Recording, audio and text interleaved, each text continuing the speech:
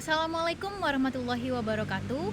Kami dari kelompok 6 mata kuliah perilaku konsumen akan mempresentasikan untuk tugas uji kompetensi 2 yang akan dimulai oleh teman kami, Gevira Afra Fauzia.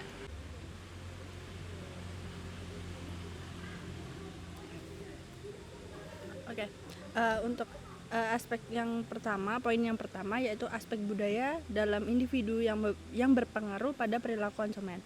Yang pertama yaitu penampilan seseorang merupakan ekspresi nyata dari identitas, nilai, dan keyakinannya. Pakaian juga dapat menunjukkan status sosial, keyakinan agama, posisi profesional, dan bahkan tingkat pengetahuan seseorang. Contohnya seperti gambar yang ada di samping, itu ada seorang wanita yang menggunakan pakaian kebaya dengan rambut pendek dan dengan khasnya yaitu ada membawa bunga kamboja. Itu menggambarkan bahwa orang tersebut memiliki keyakinan yaitu Hindu. Oke, contoh yang lain itu seperti di saat kita melihat teman kita yang menggunakan pakaian yang rapi, itu juga menjadi salah satu yang kita suka, jadi enak dipandang gitu ketika orang tersebut berpakaian rapi. Oke, yang selanjutnya yaitu persepsi pribadi terhadap identitas dan tempat seseorang baik dalam lingkungan fisik maupun sosial. Hal ini mempengaruhi dan dipengaruhi oleh gaya komunikasi, nilai-nilai, keyakinan, dan sikap. Contohnya seperti samping itu ada idol terkenal yang menjadi salah satu brand ambassador produk, dan itu membuat para penggemar idol tersebut berbondong-bondong membeli produk-produk tersebut setelah idol itu menjadi brand ambassador, dan itu jadi meningkatkan minat konsumen untuk produk tersebut. Oke, selanjutnya Selanjutnya itu ada pengaruh kelompok rujukan terhadap perilaku konsumen individu. Nah, kelompok rujukan ialah kelompok-kelompok yang memberikan pengaruh atau dampak baik itu secara langsung, tidak langsung terhadap sikap dan perilaku seseorang di sekitarnya. Nah, pengaruh kelompok rujukan juga itu pada perilaku konsumen terbagi menjadi 4 poin, yaitu ada sosialisasi, konsep diri, perbandingan sosial, dan persetujuan atau keselarasan.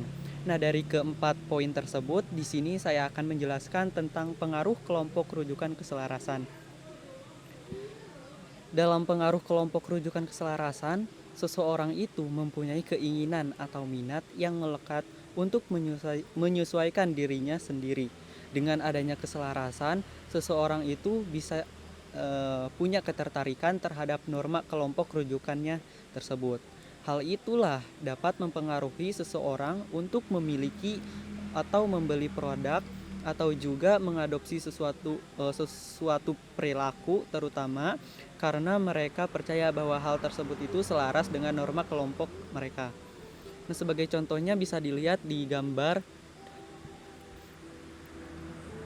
itu. Nah, contohnya itu kita kayak mempunyai kumpulan atau teman dekat yang selalu bersama, dan kebanyakan di kumpulan mereka itu mempunyai hobi mengoleksi sepatu Vans, dan pastinya obrolan mereka itu tentang apa yang mereka sukai, yaitu tentang sepatu. Nah, pastinya kita juga ingin masuk ke pembicaraan mereka biar mengerti gitu.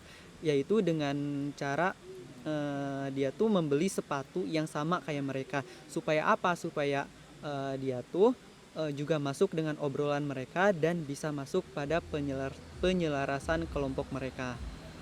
Untuk selanjutnya akan dibahas oleh Naya. Baik, selanjutnya adalah nilai pribadi dan konsep gaya hidup dari aspek kepribadian individu yang berpengaruh terhadap perilaku konsumen. Jadi, perilaku konsumen itu terbagi dan terdiri dari beberapa aspek, yaitu ada konsep gaya hidup dan aspek kepribadian individu. Sebelumnya akan kita bahas kalau nilai perilaku ialah perilaku normal untuk setiap individu.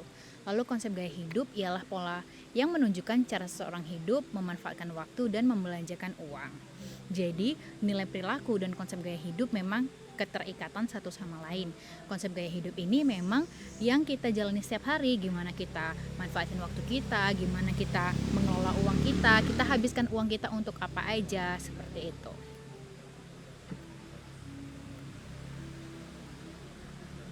Nah, nilai pribadi itu sendiri adalah yang berkaitan dengan hal-hal diri kita yang tadi normal tadi, yaitu umur, tahap hidup siklus, pekerjaan, keadaan ekonomi, gaya hidup, serta kepribadian dan konsep diri yang merupakan uraian dari faktor pribadi yang mempengaruhi perilaku konsumen dalam melakukan keputusan pembelian suatu produk.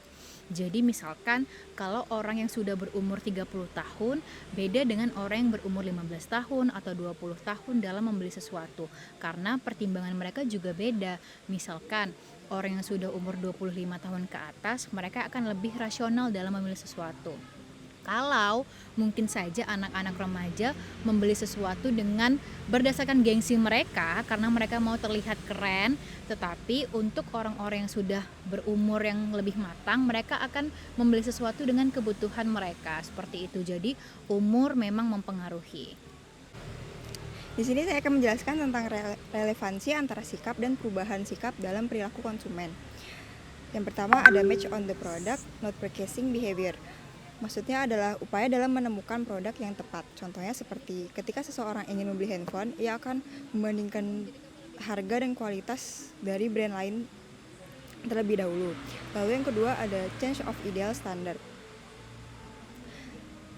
Yang dimaksud dari change of ideal standard ini adalah perubahan sikap yang dipengaruhi oleh produk atau berubah sikap seseorang. Contohnya seperti seseorang merasa tidak pede dengan bau badannya sehingga akhirnya ia membeli parfum dari brand Safe & Co sampai dia akhirnya merasa pede kembali.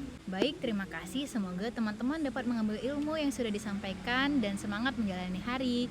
Dari kami memohon maaf apabila masih banyak kesalahan dan keterbatasan kami dalam menjelaskan. Cukup sekian.